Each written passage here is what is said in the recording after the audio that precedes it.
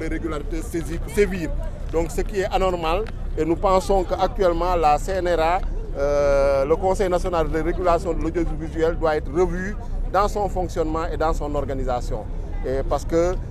la manière dont les sanctions sont prononcées et dont les sanctions sont appliquées sont faites dans l'arbitraire et l'illégalité. Et nous, députés de la 14e législative, membres du groupe parlementaire Yewwi Askan Wi, nous dénonçons fermement cet acte et nous demandons en tout cas au CNRA de revoir sa copie pour en tout cas assurer la liberté de la presse. Parce que la CNRA a été créée pour assurer la liberté de la presse,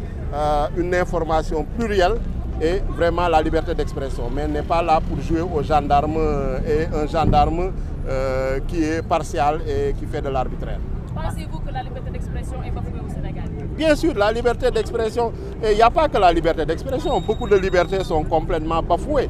La liberté d'aller et de venir, la liberté d'expression, la liberté d'opinion, etc., etc. Donc actuellement, les libertés ne sont pas garanties malgré qu'elles soient proclamées dans la Constitution. On l'a vu récemment avec votre collègue Pape Alé Niang, la manière dont il a été kidnappé et il a fallu qu'on le prenne en otage pour lui demander d'éviter de se prononcer. Donc quand on demande à un journaliste de ne plus se prononcer sur l'actualité, c'est le bâillonner. Donc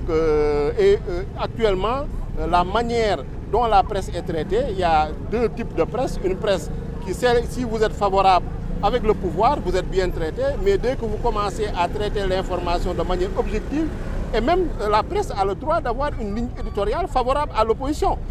Ce n'est pas contraire aux valeurs de la presse. Donc il y a des journaux qui sont proches du pouvoir. La RTS fait la propagande du pouvoir. Donc je pense qu'on doit respecter la liberté de la presse, respecter la liberté d'expression, parce que ceux qui sont actuellement au pouvoir, ils ont bénéficié de cette liberté de la presse-là et de cette liberté d'expression. Donc ce n'est pas eux qui doivent la piétiner aujourd'hui. En tout cas, nous, au niveau de l'Assemblée nationale, nous dénonçons fermement cette manière de réguler l'audiovisuel et cette manière de gérer la presse. Donc vraiment qu'on soit équitable, qu'on soit juste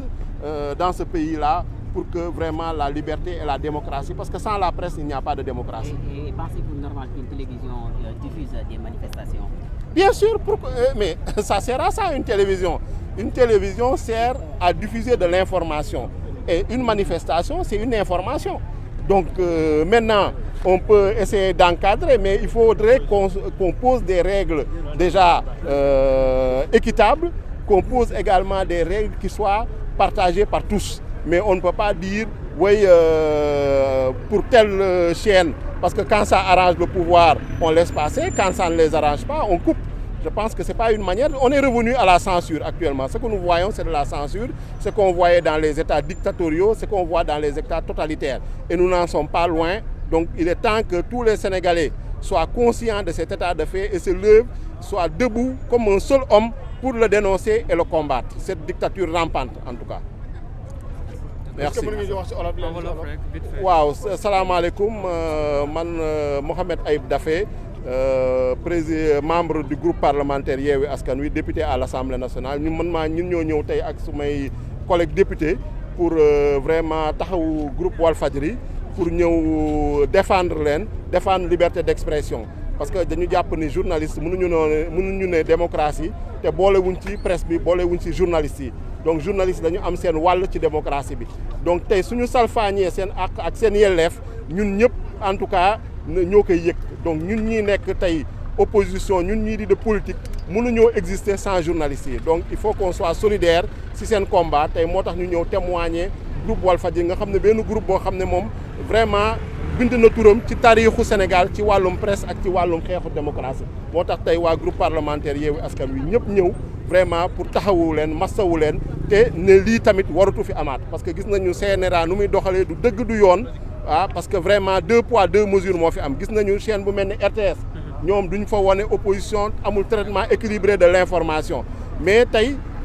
benn presse privée su jëlee ay responsabilités couvrir une manifestation de l'opposition wala couvrir benn manifestation boo xam ne arrangé wul pouvoir bi ñu couper ko censurer ko donc loolu nañ ne du dëgg du yoon ñun waa groupe parlementaire Yewwi Askan Wi loolu nañuy dénoncer et incha allah nañ ko xeex fii xeex ko tam assemblée nationale pour que qu'on retrouve la liberté de la presse parce que constitution bi moo ñu ko may Macky Sall mayuñu ko Babacar Diagne mayewu ko donc loolu nañu bëggoon wax di gërëm ñëpp di sant ñëpp. ñuy jégalu maanaam démb. ban gis-gis ngeen am ci li ñu jàpp Ousmane Sonko keroog. waaw mooy lu Macky Sall nekkee rek jaay doole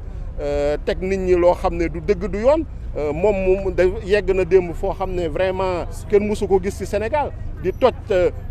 oto jàmbur di toj vitre jàmbur pour ñëw jël ko si loo xam ne teguwul ci loi teguwul ci règlement teguwul ci dara lu dul si jaay doole donc sénégalais yëpp ñoo war a gis loolu comprendre ne Macky Sall daf fi bëgg a installer dictature donc te dictature banditisme d'état boobu gangstérisme d'état boobu dañ ko war a xeex duñ ko nangu parce que tey policiers yi gendarmes yi ñoom ñëpp si yoon nañu war a tegu tey état si yoon na la war a tegu loolu mooy nañu woowee état de droit te tey dañu nekk dans un état de non droit donc vraiment tey moo ngi jàpp nit ñi di tëj moo ngi jàpp nit ñi di xoqatal opposition vraiment dafa mel ni tey opposition amatoo benn droit si Sénégal loo wax ñu tëj la si kaso bi loo wax ñu xoqatal la jaay la doole donc président Ousmane Sonko mooy incarné loolu parce que moom mooy adversaire politique bu gën a redoutable Macky Sall te gis na ni moom mooy candidat à l'élection présidentielle le mieux placé donc ñëpp xam nañ ni Sénégal 2024 Macky Sall mënatul bokk donc Macky Sall comme mënatul bokk te du bokk na bàyyi en tout cas opposants yi na bàyyi classe politique bi moom APR ak wala Benno Bokk Yaakaar nañu wut seen candidat ñu laisser le court jeu le cours libre à la démocratie libre cours à la démocratie pour que Sénégal mën a continuer moom nu mu fexee ba yegg pouvoir na bàyyi na may loolu question bi ñu lay laaj rek démb def nañ conférence de presse waaye ba ñu leen laajee lañ leen tontu moom mooy c'était juste pour garantir sa sécurité garantir sécurité kan mais Ousmane Sonko am na sécurité dem moo ngi doon ñibbi calmement dafa am sécurité boppam ñoom c'est pas à eux de garantir la sécurité laaju leen ñu ñëw garantir sécurité am xam nga dëkk bi dañu am constitution am ay loi lu ñuy wax suñu nee si loi bi nañ ko teg ñu mën a comprendre suñu nee si ordonnance juge bi nañ ko teg ñu mën ko comprendre parce que fii Sénégal juge yi ñooy garant des droits et des libertés am na yenn yoo xam ne soo bëggee teg nit daf ko lu ñuy woowee résidence surveillée parce que dem moo am kër Ousmane Sonko mënoo ko daf te amoo décision wala ordonnance juge te amul fenn foo xam ne génne nañ fa décision wala amul fenn foo xam ne sukkandi nañ si benn décision boo xam ne légal la wala réglementaire donc dañu bëgg ne banditisme gangstérisme d'état moo fi nekk jaay doole daf lu leen neex loolu nañu nekkee te loolu tamit kenn du ko nangu ñun en tout cas en tant que député 14e législature groupe parlementaire Yewwi Askan Wi nañ ko xeex vraiment ba jëlee ko fi incha allah. Abdoul Aziz sopp na bi ñu naan ku wéy muxtaarum ñoo ko gën a wéy ci àdduna bi daanaka fa tabaarakallaahu ñëpp xam nañ ni waa kër Ghulaamu Rasuulillaahi lañ fa tabaarakallaahu du ziyaara ñëpp wala fajiri nag moom la ñu am Sénégal yëpp moom la ñu am ndax liñ ko bëgg a def nii dafa ñaaw ci réew mi dem nañ ba état bi fi mu toll nii ki jiite réew mi bëggul dëgg li ñu bëgg mooy mbirum naafeq te loolu doxul ci àdduna mbirum naafeq doxul ci àdduna li ñu war a def mooy tijji wala fajiri tëj bi moo dul yoon fa tabaarakallaahu tëj bi du yoon du dëgg du yoon ki fi toog nii nag muy Macky Sall dëgg lay bañ a dégg wala fajiri nañ ko tijj xam nga li yàlla naan dëgg ku ko bëgg a suul da ngay fay mooy preuve baa ngi nii te nit ñaa ngi ñëw ci kanam nañ tijji wala fajiri Macky Sall yow la ñuy waxal nekkal nit nga yeewu wala fajiri moom lañ am tey jii RTS caaxaan mbirum caaxaan rek lañ fay teg ak mbirum fo mais dëgg la ñuy bañ a gis wala fajiri nañ ko tijji ki yaay wala suuri moom lañ am tëj bi moo ñaaw na lool ba ci kanamu yàlla ñu ngi lay ñaan nag ci njëkk teraanga nañ ko tijji lii nag preuve bi day wane ni Sénégal ñëpp bëggatuñ Macky Sall dem nañ ba réew moo xamante ni léegi dëgg léegi tumuraake na léegi boo xoolee léegi pour ngay wax dëgg sax da lay mere wala fajiri émission yu baax yi wala fajiri lay am ñuy wax dëgg di dimbali askanu Sénégal di jàppale nit ñi di leeral xelu nit ñi kon lan lañ bëgg léegi lan lañ bëgg léegi Macky Sall lan la bëgg léegi ñu doxal tappale wala loolu lañ bëgg lan la bëgg léegi presse bañ a am dëgg gi nag fii lay jollee ba faw te li ma leen di ñaan yéen waa Walfadjri seen tànk bu leen ko tegg fii ca kaw ca kanam allahumma salli ala sayyidina muhammadin wa sallim ñu ngi jégalu ba ak képp kuy presse rek tegal sa tànk ci dëgg Macky Sall moom c'est fini jeexal na ci réew mi